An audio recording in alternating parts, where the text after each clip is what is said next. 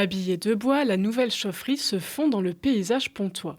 Pourtant, ces deux chaudières participent à l'essor des énergies renouvelables dans la métropole. Le principe de ces réseaux de chaleur, c'est bien de venir remplacer dans les bâtiments les chaudières qui sont encore pour certaines alimentées avec du fioul ou avec du gaz ou pourquoi pas des chauffages électriques qui donc sont remplacés par des échangeurs de chaleur qui sont au pied des immeubles et qui viennent distribuer donc de la chaleur qui arrive sous forme d'eau qui est chauffée par la chaufferie centrale, donc qui est juste derrière nous et qui elle est alimentée grâce à du bois.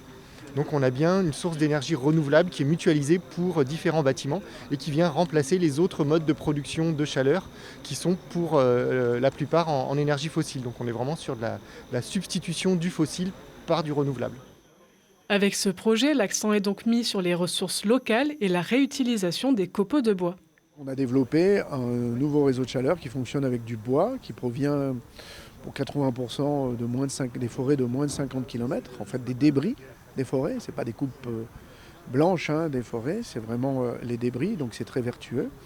Et il permet tout simplement de relier plus d'une quarantaine de logements sociaux aujourd'hui ici sur Pont-de-Claix et beaucoup d'équipements publics. D'autres réseaux ont été installés à Giers et à Fontaine, une façon pour la métropole d'assurer son indépendance énergétique et économique. Aujourd'hui, la question énergétique, c'est aussi une question de coût. Donc ça permet d'assurer une stabilité du prix de la chaleur pour les années qui viennent. Les efforts se poursuivent, de nouveaux projets sont prévus dans les prochains mois.